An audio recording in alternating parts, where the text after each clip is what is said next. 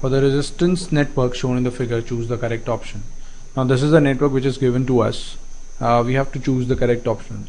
So first of all, we will have to solve this problem, right? Let us see how we will solve the problem. This is 12 volts.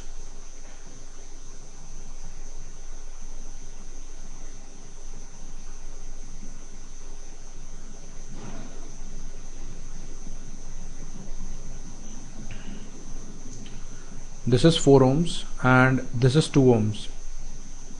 S and T, and this is Q, this is P, this is 2 ohms, this is 4 ohms, and this is 2 ohms and this is 4 ohms, right? Now if you see over here, we haven't used any circuit between, we have basically, you know, eliminated the resistance between P and Q and between S and T. Why? Because if we see over here, P and Q and S and T are symmetric and they are probably at equipotential. They are at equipotential. So that means if Vp is equals to VQ, due to symmetry, we can definitely say this. If Vp is equals to VQ, then that means no current will be flowing through this resistance. That means we can definitely eliminate it. Now the problem becomes very simple, right? If we have this kind of problem, now it becomes very simple. It will be very easy with respect to, you know, IIT-JEE point of view.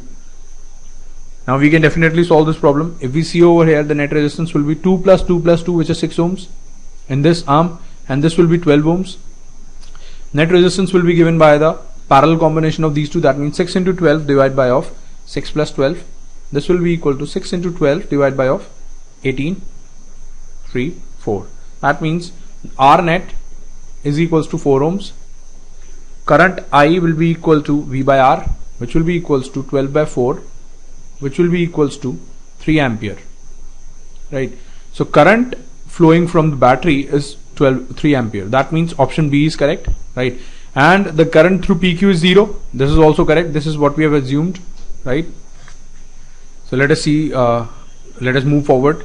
If we again redraw the circuit, if I draw only one resistance in this arm and one resistance in this arm, we can see this. This is 12 volts, right? This was 6 ohms and this was 12 ohms, right? And this is 3 ampere, right? This is 3 ampere. Now we have to calculate I2. I2 is in this branch. Let us assume the current over here is I. This will be 3 minus I, right? And potential drop across this resistance and this resistance should be same because they are in parallel. What should be the potential drop across 6 ohm resistance? That will be 6 into I, right? And what will be the potential difference across the 12 ohm resistance? 12 into 3 minus I. 3 minus I. So if we solve this, we will get 18I will be equals to 36. That means I will be equals to 2 ampere, right? That means option D is correct, right? So let us see the third part. The third part says the potential at S is less than that at Q. So if we see the potential at S and the potential at Q, we have to calculate. Let us mark this point as 8A.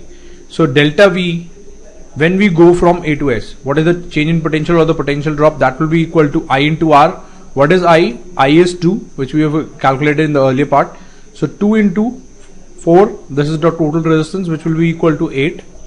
And what is the potential drop as we move from A to Q?